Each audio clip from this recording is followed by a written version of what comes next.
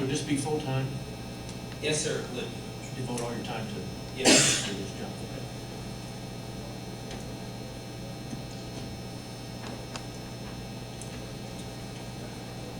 Well, I'm,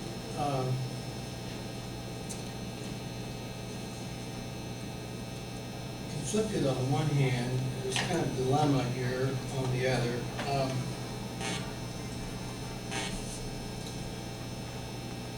At one point in time, there were 4 people interested internally from the department that interviewed.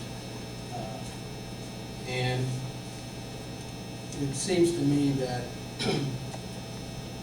at that point in time, they were willing to take the job.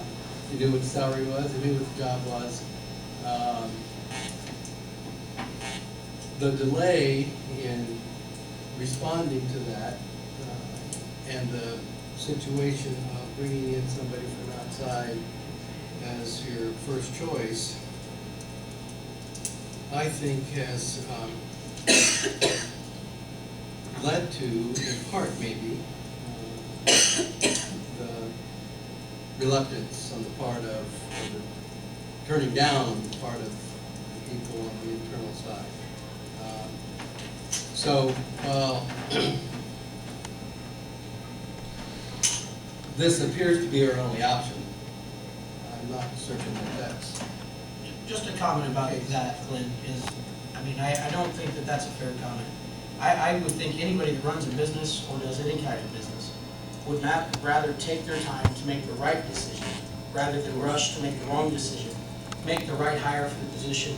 So if we take our time and do our due diligence to make the decision that we should be made, and if somebody decides to opt out because it took longer to make the right decision, then that's what it is. But we need to take the time to make the right decision. I've hired people before, Jimmy, and I understand. I've hired many people before, and I understand them fully. But I also know what's all been going on, too.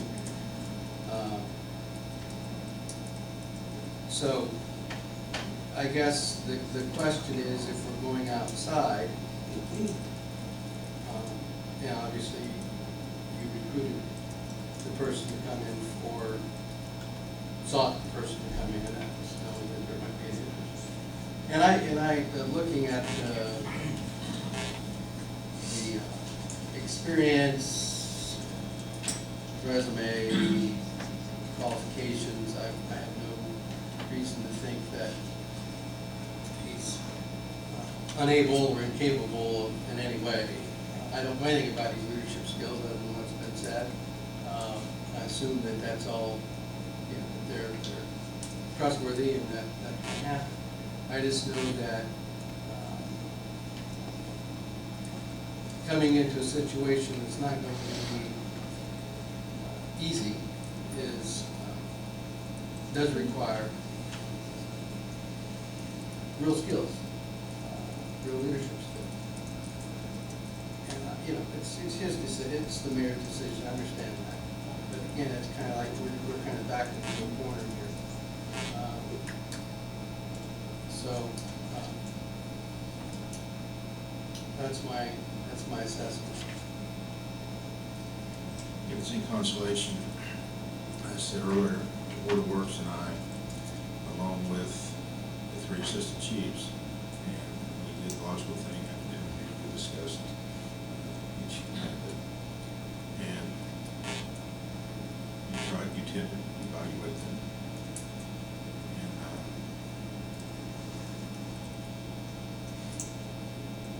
the top 2 is what we kind of worked with by asking one person in-house if Mr. Shantz happened not to take it, or the council happened not to permit me to choose something outside, that I want a backup plan. They were what the Board of Works, at least, and I considered the 2 best choices.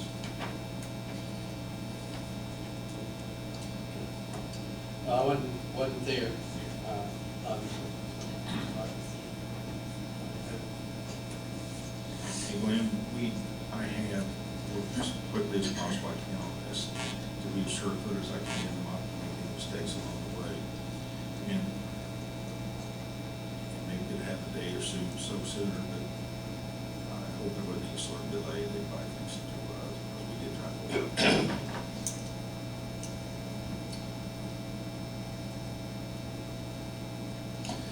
Legally, the only question for this board is whether or not you're going to waive by majority vote the 5-year requirement of inclusion within the department. So that's really the Right. voting issue. And I'd like to say, so say if it says waived, and first of all, not to take anything, this is a tremendous resume, and there's a lot of experience through this, but does it stop us from opening it up to make sure that we are getting the most qualified to fit the department's needs on the outside? Does this give us the ability, or is this stamp in that we're going this direction? Correct me if I'm wrong, Counselor, but I believe once you approve it, I go to the outside, anybody would want to. And, you know, two reasons, I don't think there's any need to prolong this any farther. First thing is the department, our department needs leadership, and it's sooner the better. I don't believe we can find a better candidate to work, once again, for the money that the city's willing to pay. I think we're getting a bargain. And if we put it out in the newspapers, I'd probably get 500 candidates who are interested in the position. How long does that take to work your way through that? Mayor, Sure. I think with the letters of recommendation that we've got, these are good people that have done this. And with the turndowns from our local department, those that aren't interested, I think we have a qualified individual. I like what I see. I think Mike will do a fine job, do a fine job. I really do. I think we could get 10 more resumes and probably still come back to one. And if you wouldn't mind, counsel, if you'd like to, I'd like for Mr. Jones to walk up to the podium. Address him, I think it would be. As Counselor said, it's not our decision. Yes, it is. It's a decision whether the council will permit me to hire from outside the department. That's what we're deciding, not whether you're deciding to hire him. We're not determining that, or we shouldn't be determining that. True. We're not making the decision to hire him. But what I'd like you to see is we're not hiring someone to be the fire chief that's inexperienced, very mature, or is not able to do the job. And just a thought on this, a thought process on this too, is I know we're not selecting the candidate, we're just selecting whether or not we will agree to what is it, letter C of the IC code here. Yes. Accepting, well, the mayor to make that exception. But I know one of the things here with Mike, and you can correct me if I'm wrong, this is what I heard, I think through Gary when I was talking to Gary, is one of, Mike's future plans is, I mean, if you look at a 5-10 year plan here, it's retirement. And so what Mayor and I talked about, and I've actually even had an individual conversation with Mike about this, is one of his key objectives when he comes in is not only to provide leadership, but to start grooming succession planning for that fire department and start building those, so, because let's be honest, when it comes to salary time, we might be able to do something. I don't think we're gonna drastically be able to change that salary given our current constraints with the city. I mean, if we're honest about it, we look at that, we're not drastically gonna be able to change that salary. So we have to start figuring out, how do we make it work with what we've got? And grooming our younger firefighters and grooming those leaders has got to be our succession planning, and that's what we've got to plan for in the future. And our fire department currently has some very good personnel, officers, and we have some very upcoming privates as well. So there's a good candidate that's there for the future, for future officers in the chief position as well.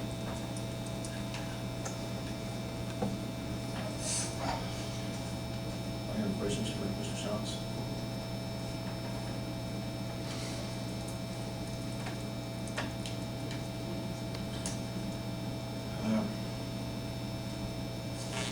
We have a meeting coming up, but this is important, and as we normally do in council meetings, I'd like to open up the floor for public comment.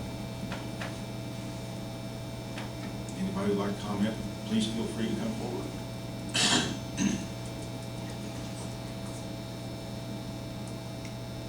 The question I have is, he's gonna be an administrator and not a active fire chief with him living out of the community? I'm sorry, sir, can you identify yourself? Dan? Dan Manis. Thank you.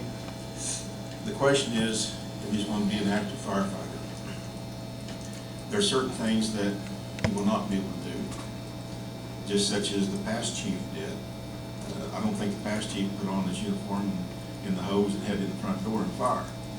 He went to a lot of fires to assist them and help direct the fire department. And this is basically what Mr. Shantz will do as well. Does that answer, Dan? No. The question is he gonna be just an administrator?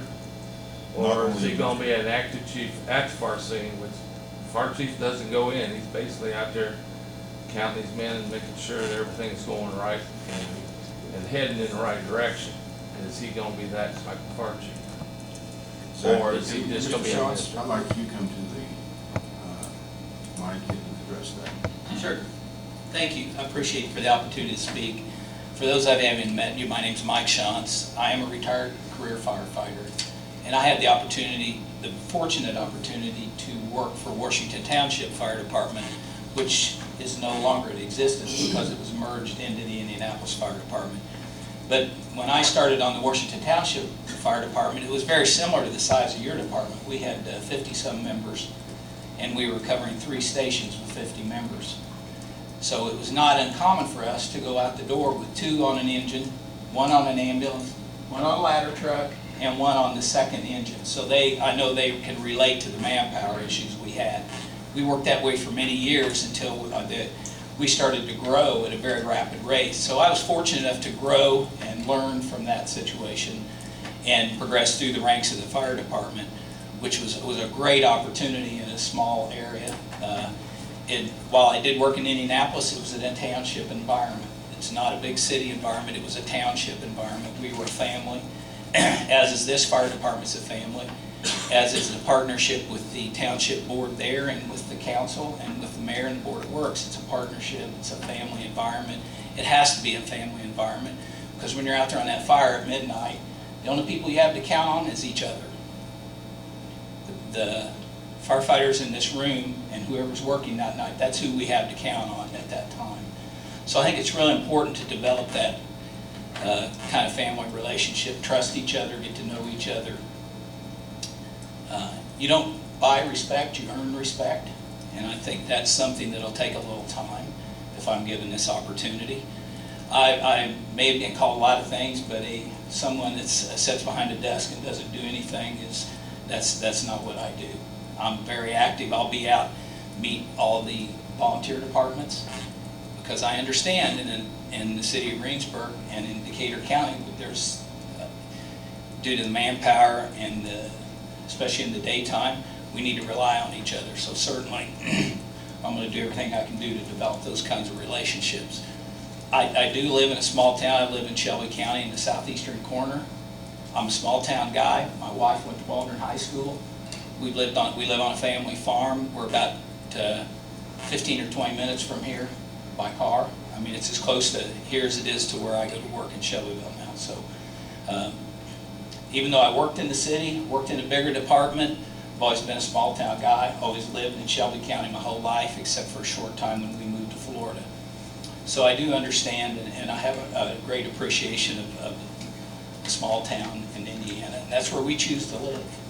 So, is in a small town. Mike, to answer Dan's question, when you hit the scene, what's going to be your responsibility? What are you going to do? Well, the first thing is to do is to make sure that I can support their efforts.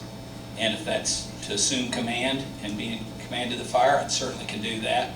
Or if it's to support the individual that's in charge of or has command of the fire, I don't want anyone to think that I'm going to take over. That's not the intent of assuming command. The intent of assuming command is to support the efforts at the fire scene. So if it's midnight or if it's 2 or if it's 3, I would be there, no matter what time it is. And I think You can ask anybody that's in emergency management, and we have tornadoes, floods, large-scale fires, hazmat incidents. I'm always out there. I'm not the first guy there, but I'm always out there. And so I tend to look at things in a little bit of an all hazards approach because with the amount of storms we have and things, I think there's as big a threat there as there is with fire, with medical calls, all those things. So I think you have to look at it from that kind of perspective. So Dan, does that answer your question? Yeah. Do you have any more? No. I mean, feel free. No, I mean, he's doing fine. Mr. Randis there is an ex-fire chief in Greensburg. Any department, anybody have any questions or comments? Please feel free. And I have no preconceived notions about your department whatsoever. I don't have any preconceived personnel ideas. I mean, everyone's safe as far as I'm concerned. My wife and I, we pick up the Greensburg paper when we come down here to eat occasionally, and I just saw an article that where you had a fire with a cement truck, got into the power line, started the fire, truck's energized, and I told my wife, I said, Brian Winning did an excellent job here because not only he described the scene, he described the threat, he described to the public what the threat was, he described how he could make the public more safe. He talked about safety ideas, don't ever get out of a vehicle, stay away from power lines. I mean, he hit all the benchmarks, or he hit all the things in a safety message. He could have just said, you know, we had an incident where a truck got into the power line, started a fire, we responded, took care of it, left. But no, he went way beyond that, and I was really impressed with that. That's what we're looking for. That's the kind of thing we want, and that tells me a lot about the assistant chiefs here, that they're very competent, and I'm quite sure the entire fire department is very competent. Else have any questions? If not, then I guess we'd like to entertain a motion to Thank you. approve. Thank you. To approve the mayor to be waived by majority vote in the city legislative body upon request of the executive to permit me to hire from outside the department. I'll make that motion. Motion made by Terry, seconded by Jamie. Is there any further discussion? Hearing none, I'd like to have a roll call vote, please, Bridget. Lynn? I'd like to explain my vote. I think you're probably very capable and may do and probably, yeah, outcome of this vote will probably do a very good job. I do have concerns about the process, and so I am, part because of, I think there's personnel within the department. I think there's down at the firemen. I'm voting no. Blake? Yes. Darrell? Yes. Jamie? Yes. Terry? Yes. Thank you, gentlemen. 4 ayes, 1 nay. I went by the process of what the Indiana State Code says. I've worked diligently with the fire department to discuss the issues with them. I don't know what more I can do to improve the process. Until we get salaries up where people will take a leadership job and not have to have a second job to support their families, this is the situation we can sometimes get ourselves into. Thank you, everyone. I appreciate it. And I entertain a motion to adjourn. Motion made, Terry, adjourn.